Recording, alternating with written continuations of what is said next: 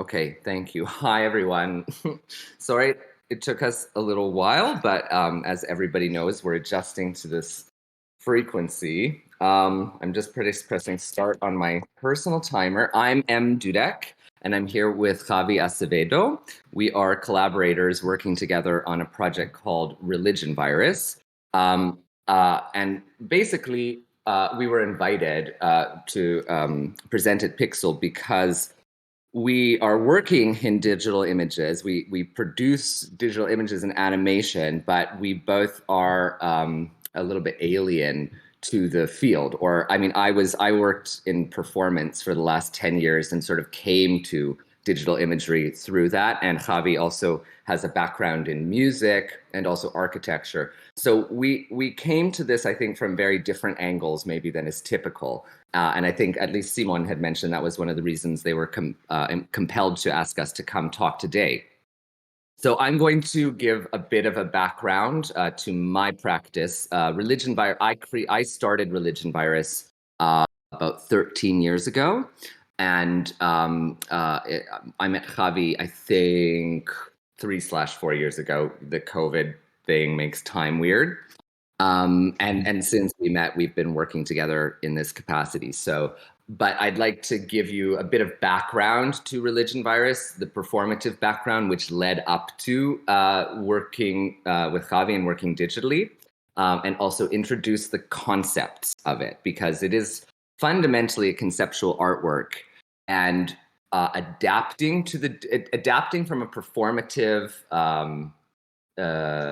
let's say a performative trajectory into a digital trajectory happened, interestingly, a year before COVID. And I mean, I had not really intended to create a digital religion. I had intended to create a performative religion as art. But the late curator Dirk Malman from the festival Hamburg Maschine commissioned me or proposed to me to make a digital temple, and I followed his wisdom. So I'm going to talk through that, introduce my practice, introduce how everything came to. Oh, sorry, my timer's gone off.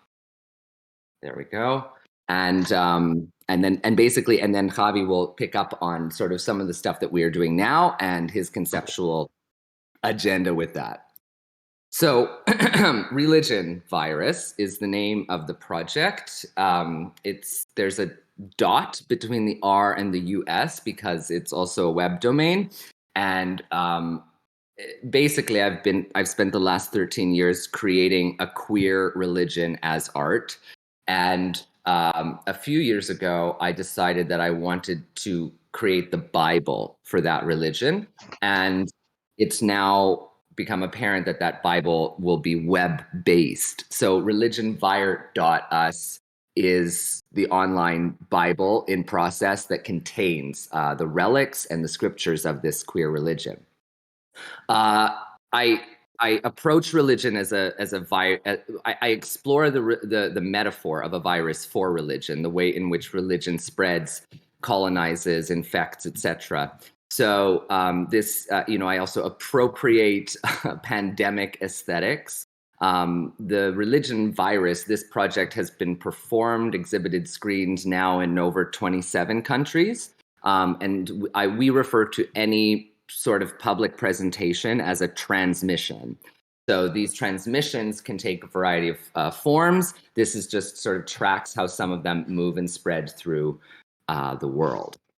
So I'm gonna show a lot of images pretty quick. I'm gonna condense the last 10 years of my practice into about 4 minutes. But just to give you a flavor, one of the central aspects of my invented religion was ritual performance, which I often did in galleries and museums and in festivals. And so I presented rituals from a religion that the audience didn't know anything about. So they maybe had the experience, like anthropologically, of seeing another culture that they know nothing or that they have not experienced yet. All that while I was building the mythology and building the scriptures while testing it out, the gallery became a kind of laboratory for me to be able to test out rituals.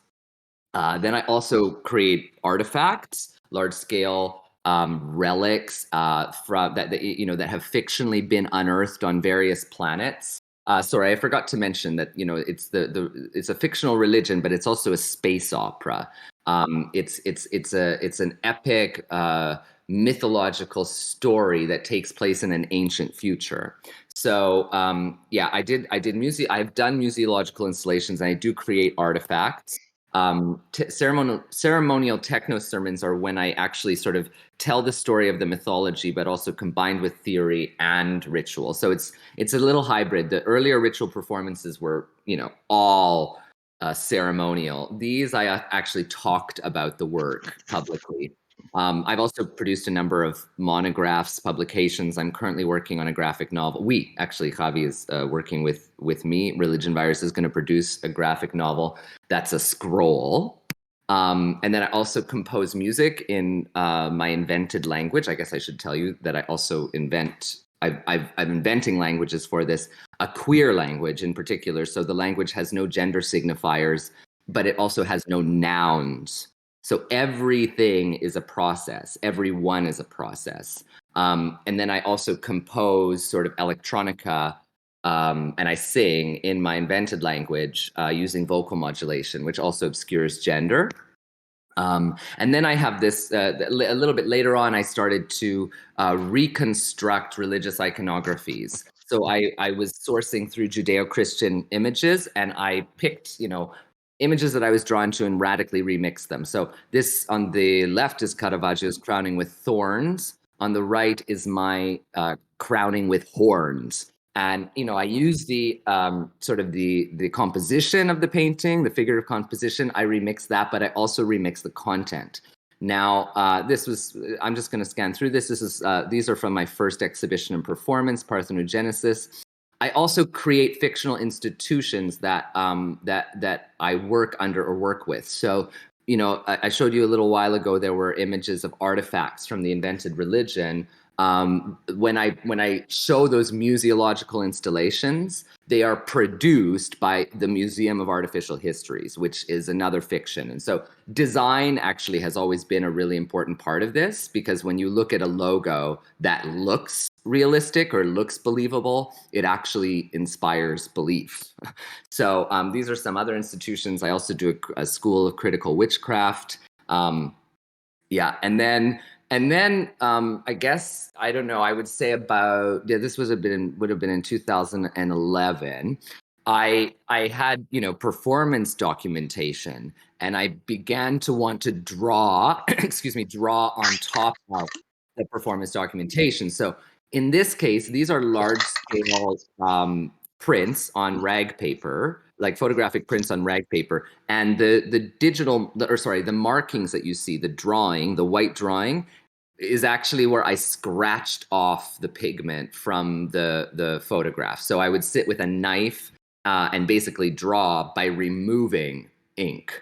And so here's another example. It became a way for me I wanted to try and convey the energies that happened in performances without having to describe them in words. So I would illustrate with line work and drawing what I felt to be this kind of, the invisible energies that were happening in the actual performances. So actually, these two images, I don't know if you can see because I can't see myself, but I'm standing in front of right now. I'm at a dear friend's house who has these pieces installed on their wall.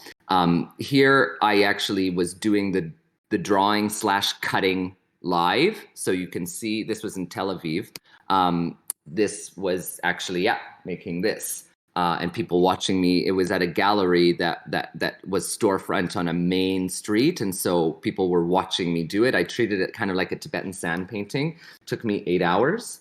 And then these, I'm just, I've done a lot of performances where, like in this performance, I was mummifying a prophet from the mythology, but what I was really doing was like casting their body so that I could make this, like a kind of a mummified artifact and ruin. So I typically do this thing where I do the artistic process live as a ritual. And I find that a lot of people are very interested in watching tactile, analog, artistic processes. Like people even like watching people draw. They like watching people sculpt. So I've also found ways to incorporate art being part of the ritual.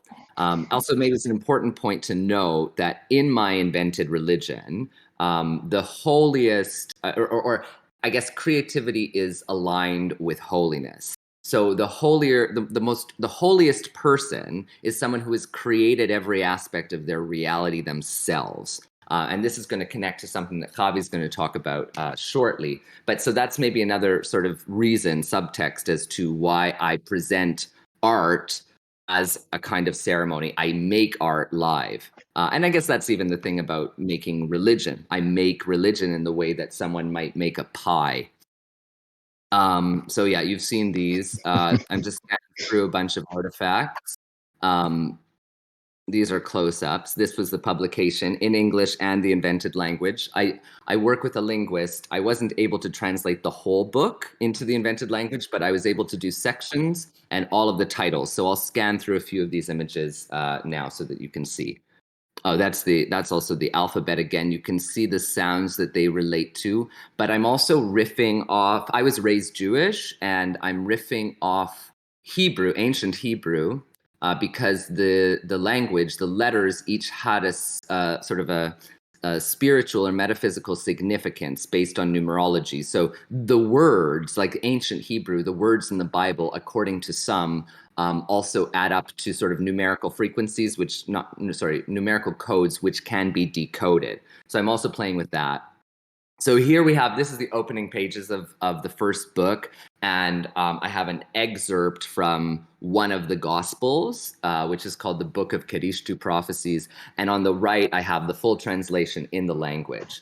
But because the language is queer, because there's no nouns, it's hard to write. Like, I mean, I write it in English, and then I work with this linguist, and then we write it in the other language. My goal would be to actually, like, we're working on a graphic novel. My goal would be to have the graphic novel available in multiple languages, including the invented language. So someone actually could get the graphic novel. And actually, well, no, I'm gonna not say that, but I have 7 minutes. What's really interesting is there's an amazing composer that I met at Museum in Selhambruch, and I gave him this book, and he read it from cover to cover, and then he told me, "I've found some errors in your translation of your own language."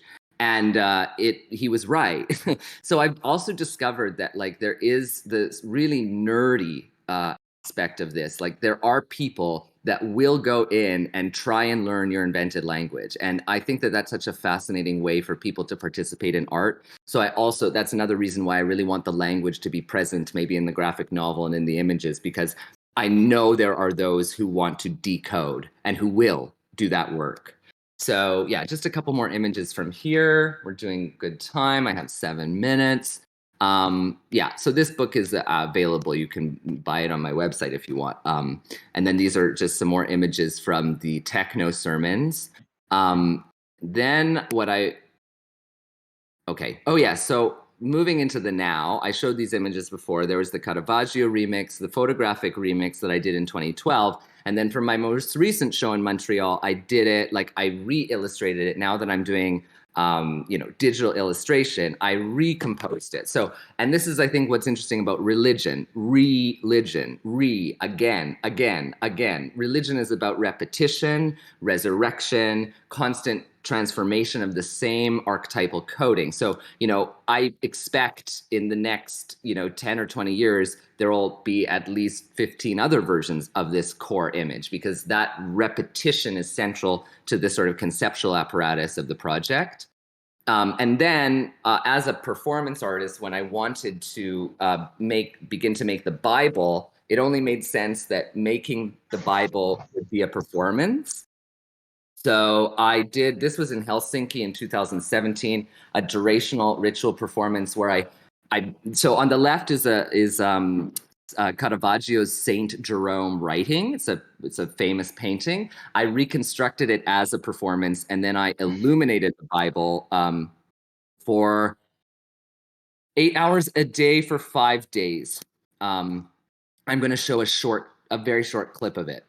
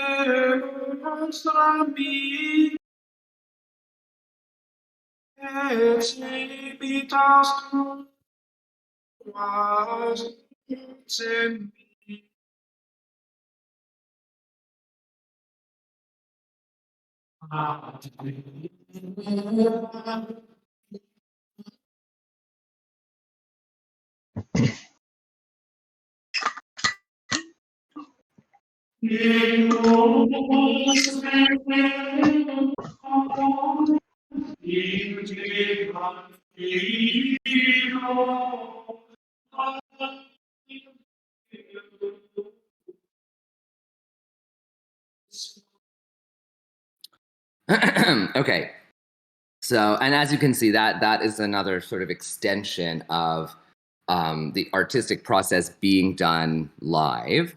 Now I'm going to sort of blast into the most recent, like, so the religion virus, also using viral aesthetics, uh, has had 4 major mutations.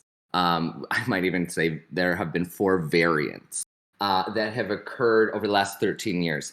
And the 4th mutation started with the project that I met Javi doing, which was called Temple of Artifice. And as I said before, the curator Dirk Mollmann, who was the Stadtkuratorin for the city of Hamburg and the director of the festival Hamburg Maschine, approached me. He said, basically, I am dreaming of your digital temple. And I had never really intended on making a digital temple. My religion was very performative, and was usually set up in museums and galleries. But I trusted his wisdom. And as I said before, this was a whole year before COVID. So the fact that I had made this transition early made me kind of ready for what would happen, the way the world would shift. So I'm just going to show you a bunch of images from it, talk a little bit about the process that Javi and I shared, and then we'll roll into, Javi's going to talk a bit about it as well. So basically, there were 3 main components to the Temple of Artifice. There was a web-based artwork, which you can experience at www.templeofartifice.com or www.religionvire.us. Both of them have the same artwork on it. As well, there was a liturgical performance at the oldest church in Hamburg, where myself, performance artist Cordula Daus, as well as the opera singer Annette Elster, did a liturgical performance explaining the mythology and talking through a bunch of artifacts. And then there was also a kind of procession with light boxes that we constructed that we call hypericons. And then an exhibition at the Loom Werkstatt. And Loom was, but Javi will mention it is a collective that we worked together to mount this show. So you see, I made it look as though it was a sci-fi film, and that's also because it involved so many people. It was a production of that sort. These are just some images from the lecture performance where we were talking about the hypericons. This here, what you're looking at, is a hypericon. So these have the pages of my graphic novel embedded on them, but they're also constructed into light boxes that look like stained glass windows. So I'm just going to sample through. 7 of them for the Temple of Artifice as part of Hamburg Machine. I illustrated 7, and we produced 7 mobile light boxes / hyper icons. So I just show them here. If you go to www.templeofartifice.com and you go through the sort of opening sequence, which is about 5 minutes, you get to a screen where you can read the comics. Like, you can enlarge them endlessly, and you can read them online if you want to see these in more detail, or if you want to actually read the comic. Good. And my time is up. Perfect. I'll just take one more minute. So these are the first 7 hyper icons. There's also a video hyper icon that I made, and I'm currently working on a new cycle of hyper icons. And I did an exhibition recently in Montreal that has these hyper icons on it, and there's a virtual exhibition that you can visit. I'll give the link to PIXELvienna to share. So basically, these are the works. Now here, this is what the last phase I'm going to talk through here. They're producing a Hamburg Machine publication, and so I was also interested, like before, the idea of making art with the documentation. So you'll notice that I have done some like digital illustration on top of these photographs. And I've like illustrated aspects of them. And this is also because I'm trying to tell the story of the making of this work. So that's Javi in the top left, you can see, and that's Javi also carrying the hyper icon. There's 3 of Javi there. This is people on the bottom right. This is people carrying the hyper icons through the streets in Hamburg. More images of that. I didn't illustrate on top of any of these. Then these are some images from the actual liturgical performance, which I did, illustrate some aspects over top, similar to before, trying to express the energies of the event. This is much the same. And yeah, I think that's the last image of it. So Javi will talk a little bit more about where we have gone since then. I mean, Javi and I and the Loom Collective built these hyper icons together. And Dirk Mollman, sadly, the curator, passed away.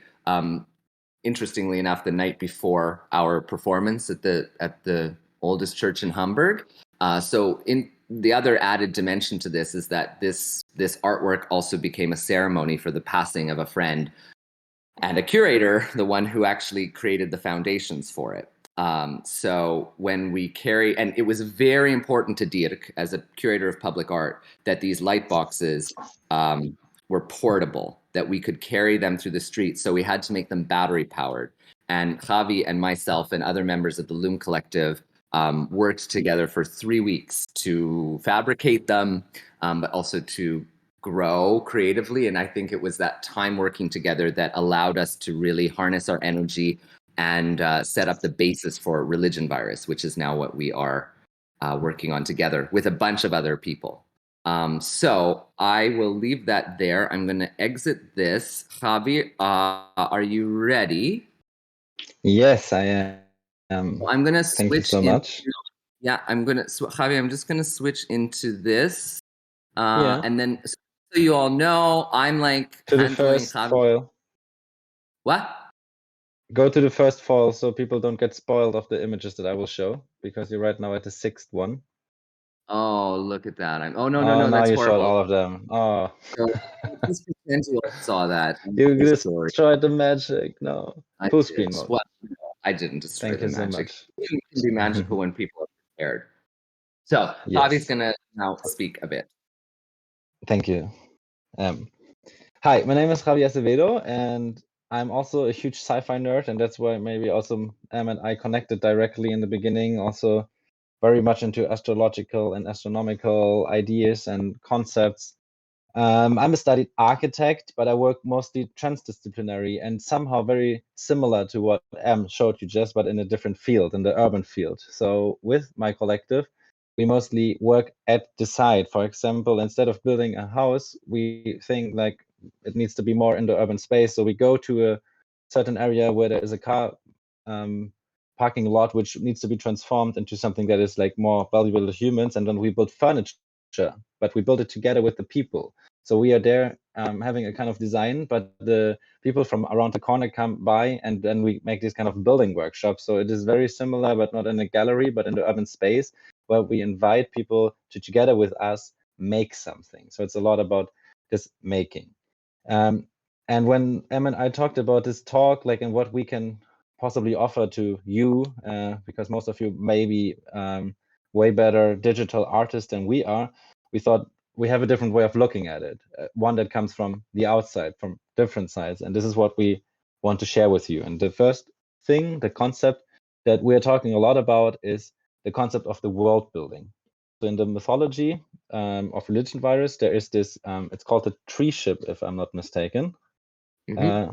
Yes, and this is the place where the gods inside of the mythology learn how to make planets, because they are not perfect, and that's the whole idea, that a god is also just a creature somehow that can make mistakes and needs to learn.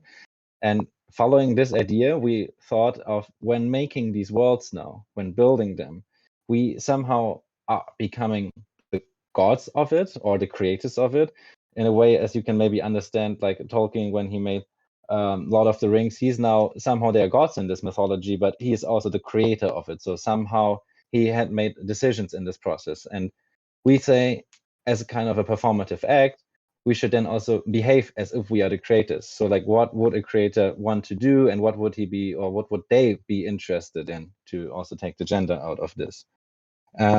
Which is then in itself, again, a ritualistic performance or practice, because you are somehow, in a shamanic way, putting the mask on. I'm becoming the god. I am making this world.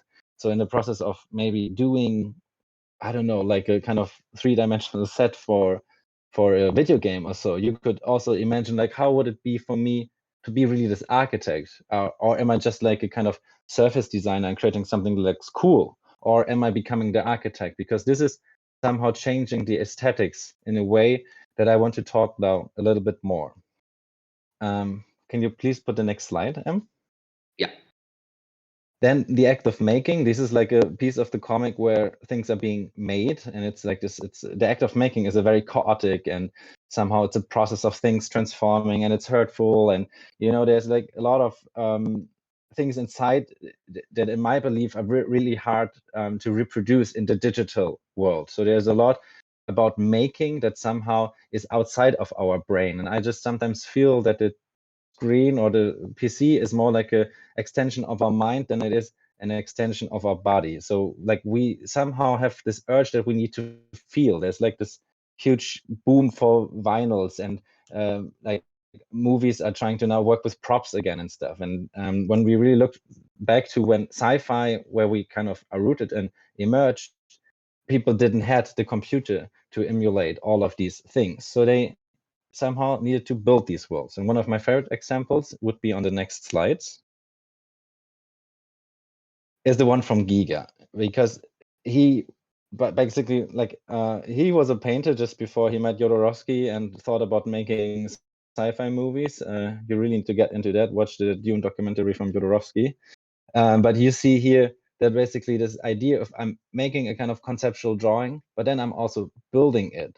It is creating a very different, also surrounding, for in that moment, also the actor, but also the one person that is making it, because while making it, there needs to be some errors happening, and it is becoming something way more real, because it is not this perfectly thought of thing. No, it is a real thing somehow, and that way it can communicate also with the world. But there is also somehow a kind of top-notch level to it. If I'm going to the next slide, which I'm finding very interesting, that happens. So if you look at these two pictures, we all know like how Optimus Prime works, because like, not everyone, but most of us like had these tools, and it was, like, where the points of pivot are and whatever. And this already, like, even if it was so basic, it was somehow understandable. But now in these new movies, they kind of like overworked it. Like, now it's like these endless machines, and like so many gears inside, that you look at it and you're somehow, okay, like, I don't get anything anymore. So there's also a kind of level in this act of, I want to make it kind of real, that you can make it like surpassing the real, which is now happening a lot, I think, the last 10 years, because the levels of CGI are getting so high that people just push towards making it kind of overcomplicated. And we are here also to talk a little bit about getting back to basically like what is needed, what is the minimal way. And at least in my understanding, the moment where it was, I was a bit flashed when I saw the movie because I didn't want to see it for a long time. The next slide, please. It is the Mad Max movie, because one thing which is very special about this movie is that everything inside of this movie is actually made. So they went to a junkyard or they made their own junkyard somehow, and they built all of these machines. Like all of these sets, they are really in a desert and whatever. Like this is the like ultimate like fetish version of, you know, having like a prop kind of guided movie or like world building scenario.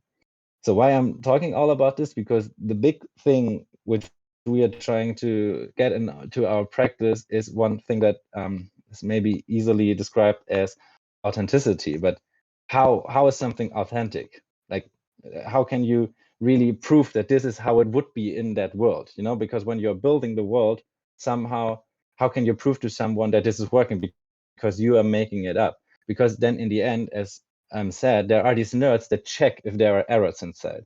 And what you want is to create a world where like a nerd wouldn't find these errors. So it needs to be somewhat of a logical process that you need to think, is this really working in the end? Because as soon as somebody finds these errors, the illusion is gone. And somehow then the picture is just a picture and not this kind of story that is letting us immerse in this universe that we want to be immersed in, because we learn so much from it. We love it. It's part of our history, of our story, somewhat in a religious way, maybe for some people. For others, like maybe the childhood is really much connected to this. For example, like my family connects a lot about Star Wars, like over Star Wars, which I find sometimes really funny, but it works, you know, like it is a shared story. Like we don't have Christianity, but we have Star Wars and Jedis. I'm talking about all of this because we are interested in a new way of making things, like not a new way, but one that is maybe more holistic, takes in different accounts. Now I want to go to the next slide, because there's one concept that is not letting me go, because I love making digital things. I started when I was 12 doing Adobe Flash. That was not Adobe, it was Macromedia at that time. So like making animations, making websites, working with all of these like digital tools. My father had like AutoCAD on his PC. Like when I was 11, I was making like submarines in that, like with basic geometrical forms. This was always a thing that I loved, but somehow there's also this, it is then in the end, you don't have this kind of same feeling as if you have built something that is in the real world, even if it's like just a publication or, you know, like just something that materialized somehow. So what I want to come to this point of that you can do these processes in the digital way. For example, the one that I chose to as a representation is the one of working with clay, sculpting, which is really nicely be done in Blender. I love to work in Blender, but somehow getting your hands dirty, like being with the thing, somehow creates a scenario where you cannot always anticipate the result. So while you're making something, somehow there can be a moment happening where there's an error and the computer is just sometimes too perfect. There's a lot of art about glitch in three-dimensional programs, so this is not what I'm referring to. There's more like a kind of error inside of analog processes that you can harness as a creative or like a kind of resource of input. And to give value to this, I want to introduce to you the concept like between world building, which you should really get into if you are somehow a world builder yourself, and you must be if you are a digital image creator, because each of your digital images will somehow be a world for someone. The concept that I'm talking about is called the post-digital, because when you look at the digital age, it means everything that is digital is better. That was the kind of thought that we had the last, I don't know, 10, 15, don't call me out on this. But now we're coming to the point where we find out, okay, there are some things like without romanticizing them, there are some things where just maybe it's nicer to work now with a piece of clay instead of emulating a piece of clay. I mean, it's cool that we can emulate a piece of clay, but there is like some way of the haptic, the feeling, the working with your body that is giving another dimension to it. And regarding this process, and coming back to the beginning of my talk, the way we want to create these universe that religion virus is being set in, we like if I then will create one of these planets, it is my kind of role in this. I would think of being this god, and I would really make this planet. So out of what is it made? Maybe I blow it out of glass, and then I use photogrammetry to create a 3-dimensional model of it, and then we can work like in the next step. Michael can draw over it and whatever. So there's this idea of using my hands, using my body as becoming the performative actor, the creator of whatever I'm aiming to create. And this is happening in a moment where I start to become like go beyond my discipline of being an architect. So I'm choosing another discipline, in that way sculpting, which is somehow very, I would say, archaic to us. So everybody like can just take a piece of clay in their hand because we played as kids with things like this.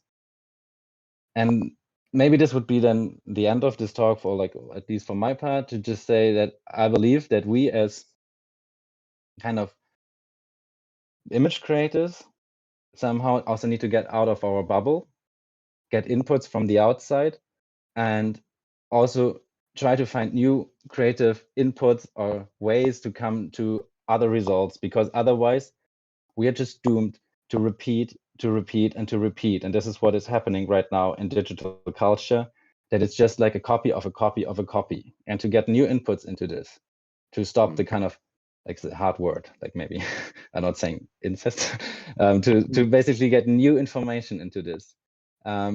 We also need to get our inspiration from somewhere else. But I just want to stop my part here, and then we're gonna close with a kind of collective way. Well, and Thank you for listening. because I'm thinking actually I should even keep the screen open here, because then like I wanted actually to add something to what you just said about, this transformer versus the other transformer. And to connect it to what you also said about Tolkien creating the universe that makes sense. In terms of world building, Tolkien was a theorist of fantasy as well as a maker.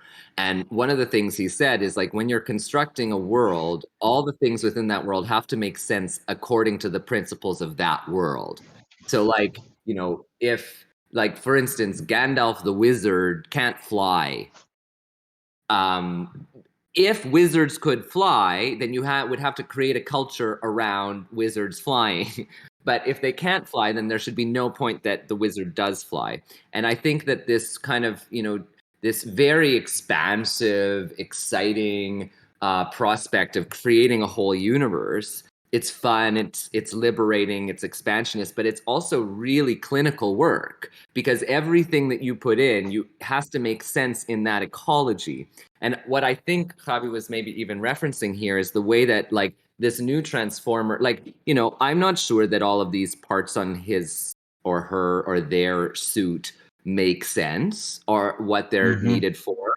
I'm sure there isn't a story behind every add-on they put there, but in the earlier one, I'm sure there is, because I think they built it up from that principle. And I think that that's also what Javi is kind of getting at here is like, and I've always felt this as a visual artist. I mean, even in painting, they tell you to like build up the layers of your canvas, right? Like, you want a historied, textured base background in order to sort of bring something out. You want it to have, I think even in German, the word is Geschichte.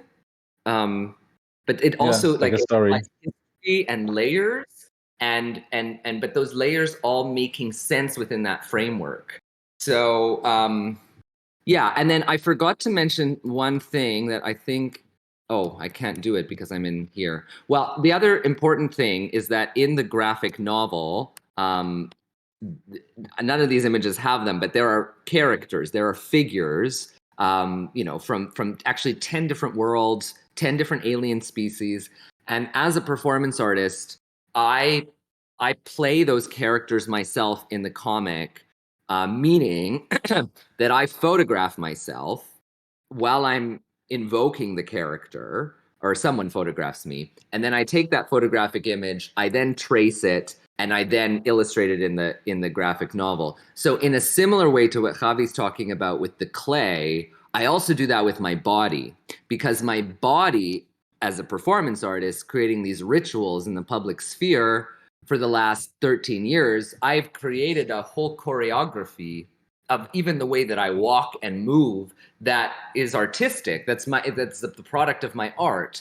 And now, even, I mean, with the graphic novel, I can like take a photograph of myself in whatever different formation and then illustrate that as a character. But also with rotoscoping, which I'm becoming more and more interested in, I can also, I can make movement, record the movement, and then digitally draw over top of that, which gives me so much more freedom. But also, and I'm sure there is a word for this, Javi. Maybe there probably is in German, a word for this thing of when you see something that's unfamiliar, but you can tell that it has a history. You can tell that that it exists, like it's got a density. And I think that that's Patina. part of, what's that? In architecture, we say patina. Patina, yes, that actually, yes, that's right. So when there's rust and dirt on the facade. Yeah, but I think that, I mean, even with sound, with movement, with objects, with imagery, we're interested in building up the layers of that patina in order to convey the depth and sort of pseudo reality of the world that we're building. Mm-hmm. Should I stay in here? Should I return? Should I like return to my face, or does it matter? You see my face. Yeah, it is better if you let it open. Yeah. Then Okay. maybe we just close with a final statement and are open for question and answers afterwards. Actually, I have one final thing I want to say, Javi. Maybe you have a closing thing also. Mm-hmm. Sorry, it's just that I can't see him. That's why I need this constant verbal support. So the one thing that I wanted to mention is that, Javi talked about this idea of like the gods creating worlds and like in the mythology, but then we are like those gods, creating the world that those gods are in. I was doing this project by myself for the first sort of 10 years. I would work with people, but I would always hire them. It wasn't in any way collaborative, but I was building up the mythology and performing it, etc.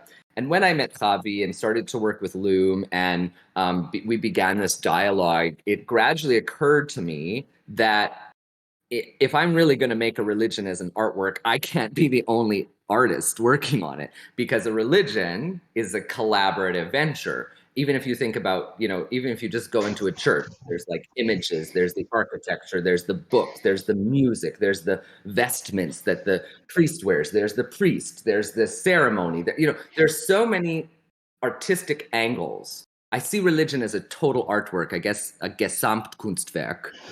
And therefore, in order to really do it, you need to work with specialists that work in all different fields.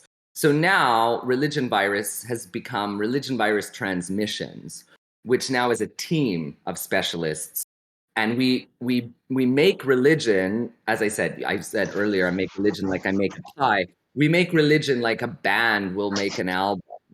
And each of us coming from a different background, I think we're able to bring in some of the different elements to cook up a religion that is compelling and believable. But now I understand that it requires different viewpoints and different skill sets to collaborate to produce a religion or a digital religion for the information age. Any final words, Javi?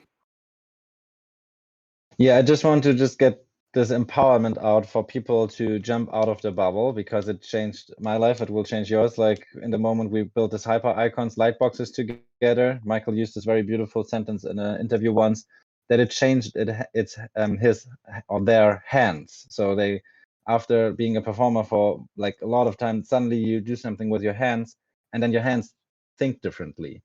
And this is just basically the input that I want to give out, that I think the future needs more of these people that can mediate between different worlds. And if you're becoming a world builder, you might as well know more than one, so you understand the concept of worlds.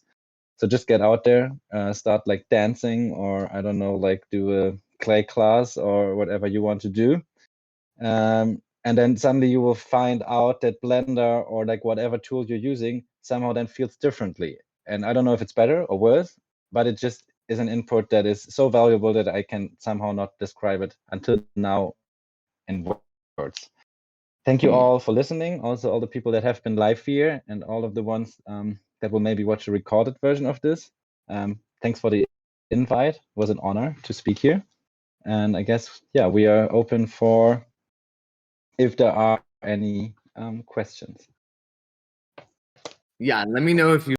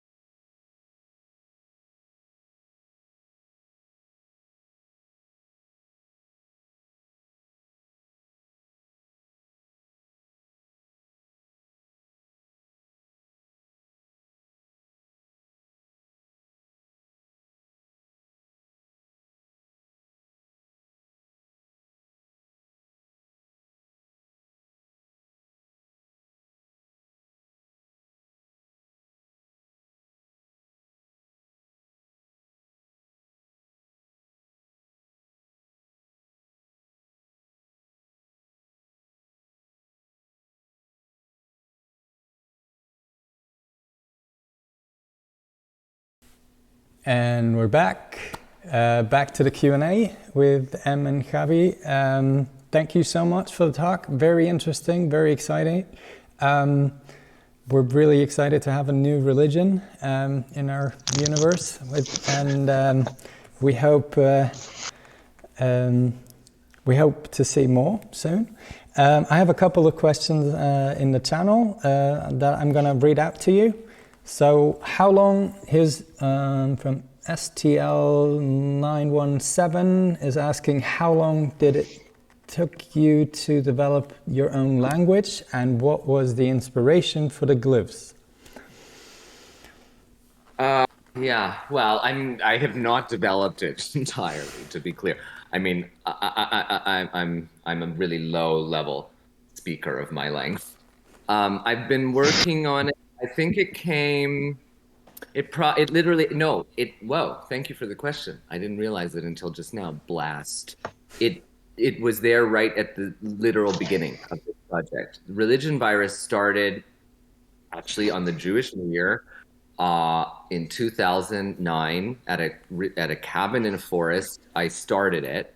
I did a ritual to start it. I had with me deer hide, and I had a copy of Frank Herbert's Dune, and that's it. And my first, I thought, because Tolkien created Elvish before he wrote The Lord of the Rings. And a number of my kind of world building heroes, nerdy world building heroes, did build the languages before the story, and I tried and failed. But I made the first draft of the language. Actually, it was a circular language, so you had to read it in this shape like this, and I drew it on that deer hide. That was the first sketch. And now that I think about it, I should go back, because I think I use a different alphabet now, but probably that was the proto-alphabet. In the same way, you look at like Hebrew letters and you look at ancient Phoenician letters, you can see that one is the prototype that becomes the other. So it's possible that now that I'm thinking about it, my first language might have been the first draft of what became the second one. Quickly, in relation to the choices or the sort of hieroglyphic aspect, it was pretty intuitive.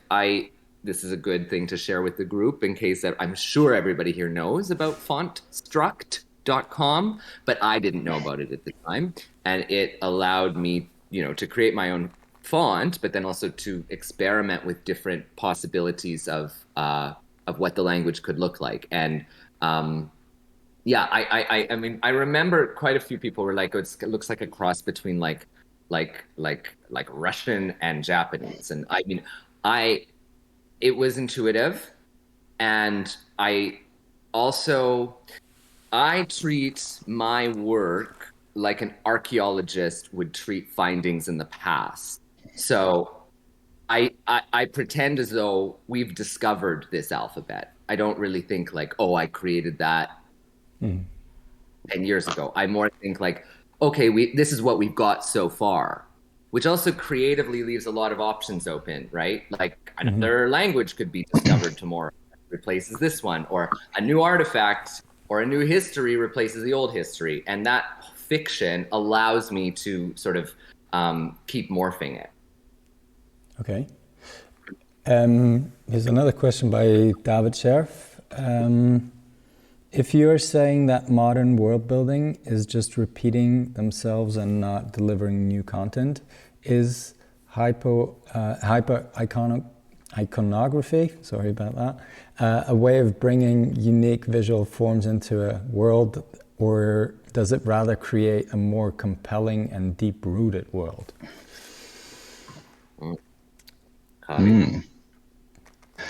Yeah, for me, maybe we should just add one more concept, then why there is a kind of urgency to world building, because this is not just about creating another franchise. When we talk about this language that is not using gender, that is somehow getting the concept of the noun away into this more processual thinking, which is also a queer way of thinking, then creating new narratives and world building is also a kind of glimpse of what the future could look like. So instead of maybe saying that what I meant with the repeating themselves, is it when you're not having kind of content that you want to share with the world, and you're just creating a world for entertainment, that is still valid in my opinion. It is just that when these narratives are becoming the kind of leading narratives in a society, that society doesn't have a kind of guideline to where they would look like. So when we now looked at we can fly to the moon, it was because, as far as I understand, because somebody imagined there could be a rocket to fly to the moon. So the idea always has to be first there, and sometimes it needs to grow like a long time until. But the idea of, okay, it could be possible to go up there, is maybe the thing that also this tries to do. It tries to just create a like immersive, interesting narrative that you can fly in, but then you also have just the understanding of, oh wait, maybe there doesn't need to be a gender, because I know there's one world that doesn't have it, just as one example. And that way, I think, yes, by basically hyper iconography, like the way of like overriding it or overdoing it, you somehow create this,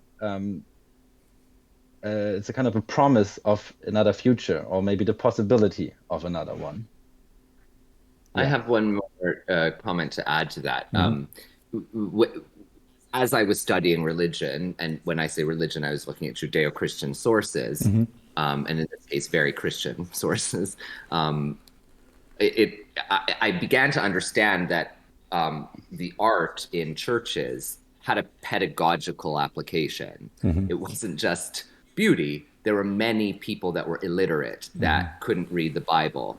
So the stories, as narrated by the priests, were kind of like films. They were a way for people who weren't able to access the depth and pith of the story to be able to analyze, look at for a long time, and spend time inside of that.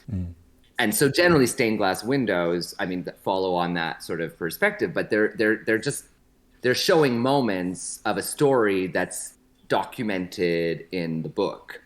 If you don't know what happens in the book, then you'll just see a bunch of beautiful images. The choice that I made, I guess even before working with Javi, to like, okay, make the stained glass window, but it's also a comic, I thought creates the opportunity that someone from the distance, someone who's only looking for an aesthetic experience, can look at and, okay, wow, that's interesting, or oh, that reminds me of a stained glass window. But for those that want to go deeper into it, and that, like, also there are those that are very suspicious, right? When they hear I'm creating a religion, they're like, oh, okay, this is going to be sloppy. Contemporary art is creating a religion. Like, okay, it's just going to be bitchy and punk. But then they go up to investigate, and then there's the story, and there's the depths, and there's endlessly portals that people can go in deeper and deeper. And I think that's for myself, I think that's what makes a good artwork, is when there's entry points for every level of artistic desire, because some people don't want to be changed, and some people really do. And so I think it's important to create environments that cater to all of those. Okay. So here's a question for me. You were saying you studied other religions, or especially the Jewish religions. How, like, the modern takes on religion, or the modern examples where someone reinvented religion to some degree, like Ron Hubbard did with Scientology, that feels like, I mean, he was a scientific or a science fiction writer, sci-fi, right? Yeah. And how important is that? You know, are these, let's say, more modern religions, like maybe the Jehovah's Witnesses and other religions that are more recent, and that feel a little more, weirdly enough, they feel more abstract, even though they're not. I mean, it's just because they're so modern, they feel like a more, let's say, more abstract story, which in the end, probably they're not. If you compare them, you know, there's no raining frogs and stuff like that, but there's aliens. So there's alien. There's Xenu who comes to from the planet. And the Thetans. I was just talking about it last night. Yeah.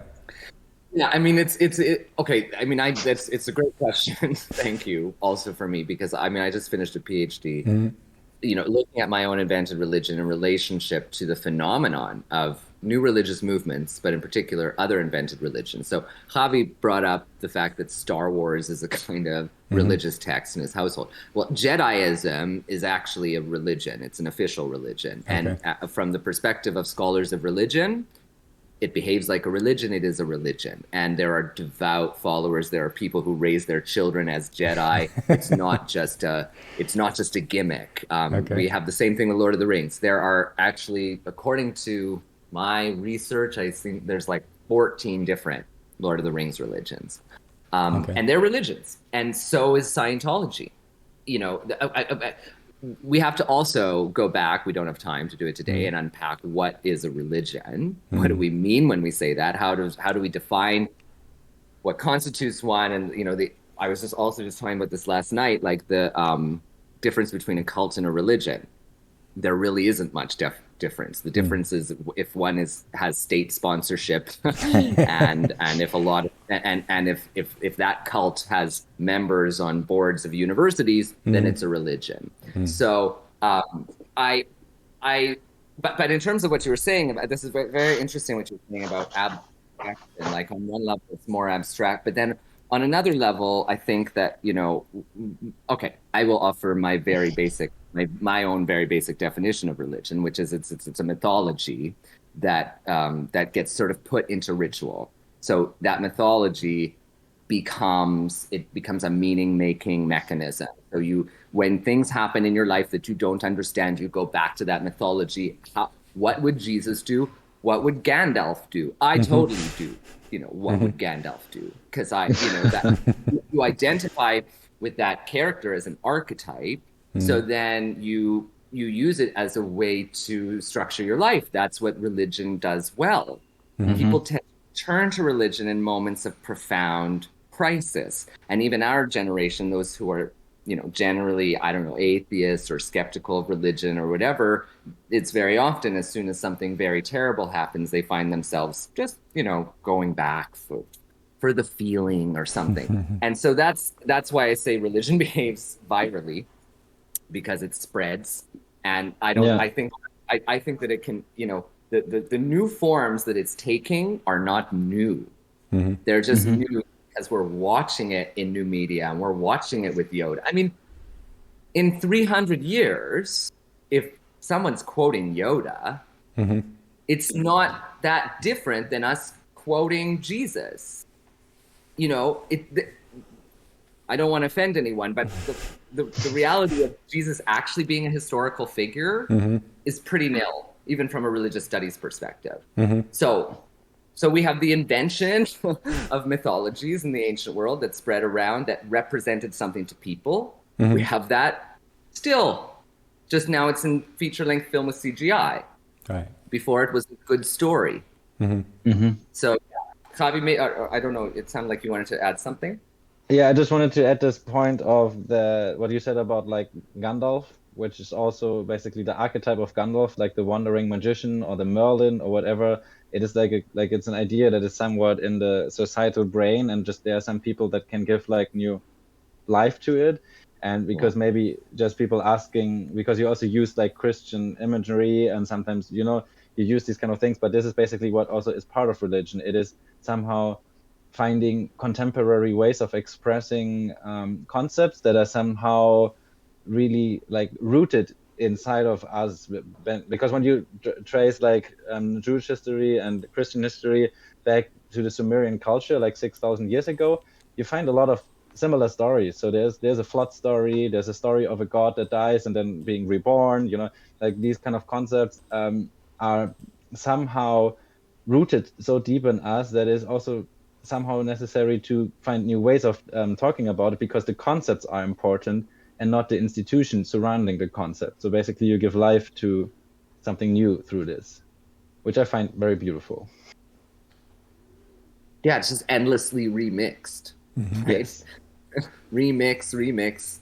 Yeah, it reminds me also a little bit of the monomyth. So basically the idea that in storytelling you're telling the same story over and over again. It's not like something new. All the big stories of our in history are basically done in the same basic way. So if let's maybe talk a little bit about the future of your religion. Is there anything that you see in a possible future where you would be like, or you okay, so for me, for example, what if someone approached you and said, could we use your religion in a sci-fi movie? Could it be part of, let's say? Well, okay. The future, of course, is a tricky thing to talk about because I'm a witch. So I'm like, the future is like half designed, and I will be a little bit superstitious and not talk about some things. Okay. But I would, yes, okay. My religion. First of all, I don't believe in copyright. Right. In that sense, like I put things into the universe, and if I want them to spread and grow, but I would more think it's likely that we would create a film, okay, a feature length possible series, and but I'd also considered, for instance, let's just say in terms of the graphic novel, like with comic books, you have like even like X-Men or something, you have like different artists that illustrated it at different points, and so there's different styles for each one. We are right now engaged in sort of codifying the basic aesthetic of the religion virus universe. Once that's set, I could see like other artists. I would love it. Like, the kind of nerdy, like, like another artist starts to tell a story from religion virus, and like, it starts to spread and grow in that way. I would be very interested in that. But even between us, I mean, Javi and myself, and there's about maybe 7 or 8 core religion virus team members, and like right now the focus is a graphic novel, but then the graphic novel is a storyboard for a film. Okay, it's a double whammy, and then the graphic novel is also a series of hypericons. So it's an installation, it's a script, it's an invitation. It'll be like a cheap comic that you can buy for €10, but we'll also make it a comic that's a scroll, like Torah.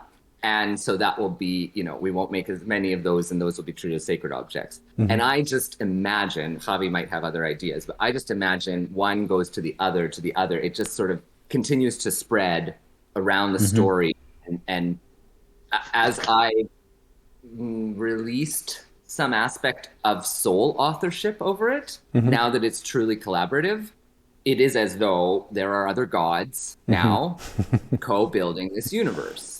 I'm maybe the supreme deity because I created it, but there are now it's unpredictable in that sense, and that's also has made it endlessly interesting for me. Javi? And this all goes until the point when then the movie inspires the first cults, and this inspires then the religion, and then world domination. Like that's the full plan in the end. Oh, that's the final. Okay. Javi, you did want to bring up the ruins thing, but I do want to share one thing. I don't think I've even told you. I haven't told you this yet, Javi. This is brand new.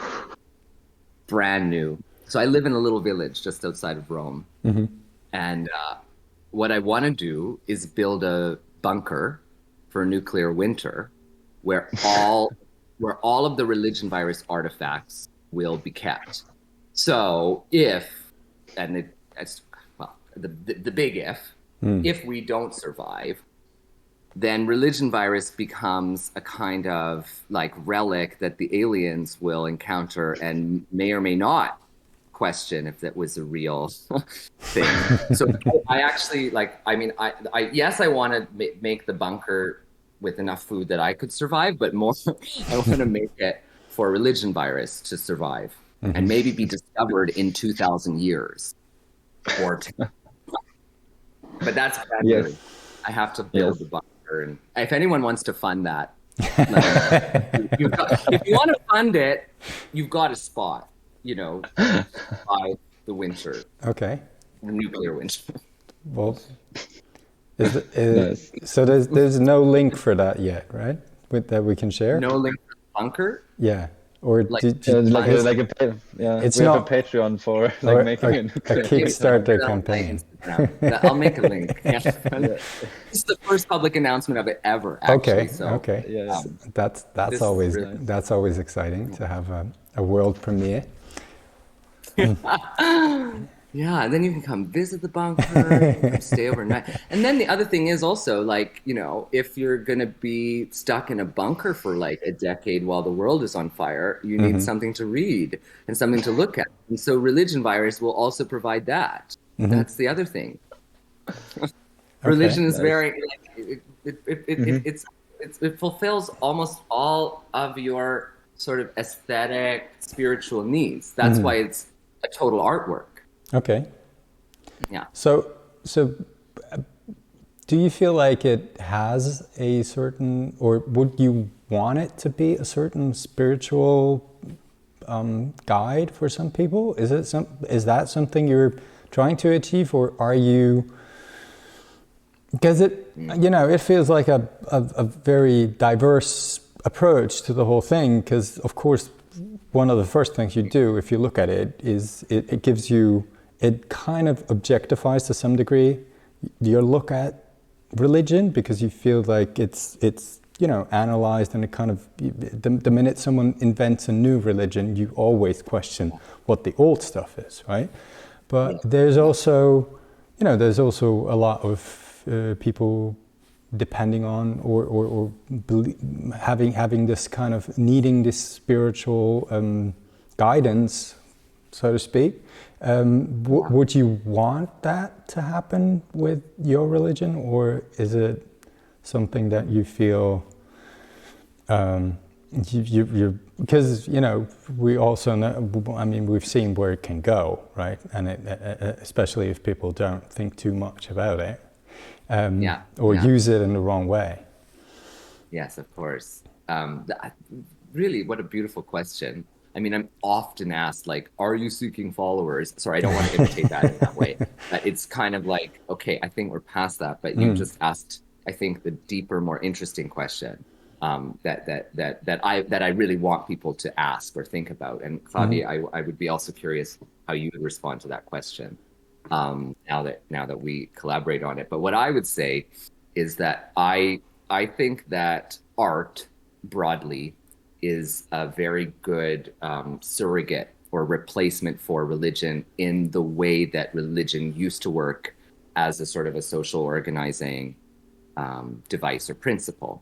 And the reason that art is so interesting on that level, museums are temples, galleries are temples. They're places where people go for ritual, to congregate, to make meaning out of their lives and their events. However, it's non-dogmatic, so there's no singular priest who's interpreting the world. The artist as priest changes every month with every exhibition. Like I think that it's a really good prototype, and it's even been referred to. Sarah Thornton referred to the art world as a church for atheists. So in the way that religions have grown out of Lord of the Rings, religions have grown out of Star Wars. I wouldn't want to design or dictate. Although I might have some psychological tendencies, I do not want to be the cult leader at the center of an actual thing. I want to provide this as an artist, as an artwork to meditate upon, what a religion is and what it does. Whether or not this is what when Dudeck, the curator, first asked me, like, okay, I want to make your digital religion, I started to think, like, I'm a performance artist. Why would I make a digital religion? And then I started to think, like, oh yeah, well, out of all my followers on social followers, that's a religious term that Facebook has appropriated. The vast majority of my followers on social media have never seen the work live. They've only seen pixelated transcriptions of it that are either on my website or on the. So they even though I thought it was performance based, it wasn't. Its viral spread was due to digital images and video that could go all over the place. So and I'm really interested in this notion of like, people say, are you seeking followers? Well, now in the age of the digital media, we're all seeking followers. I mean, we're expected to have followers, and you're expected to have a certain amount of followers. And, the language that's even used, like being a fan of someone comes from fanatic, which is religious. So this notion, this relationship between art and belief, I don't think is new. I'm just doing it really overtly. And we worship, right? I mean, I worship Bjork. I mean, you worship the musicians that you idolize. Even as a teenager, your bedroom becomes a shrine, becomes a temple dedicated to the gods that you worship, which are artists. And you don't call it worship, you just enjoy that art, or you not even enjoy, you need it. So I hope to provide that, but not a template. And that's the thing. If it is a religion, if it's a group of us now starting to sort of embed it, then there can't be a singular message or direction or teaching. Yeah. But I don't think it denies the opportunity for people to find spiritual purpose and meaning in it, because we try and make it well.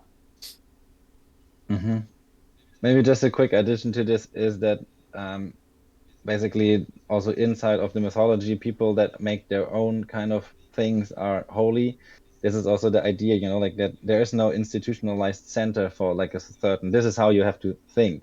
But there are very good ideas in Christianity, very good ideas in, I don't know, Taoism. Like these are just ideas, and you can take them and see like what you make out of them. You need to be like very like sensitive with it sometimes, because like you also should not appropriate. But in the end, this is an offer, and people basically can take it. And this is what I love about it, is that it's this remixing. So like knowledge has no like value. There's not, this is the institution, like this is in the Bible, that's why it's right. And no, it's like the internet is making this also, that things are kind of existing next to each other.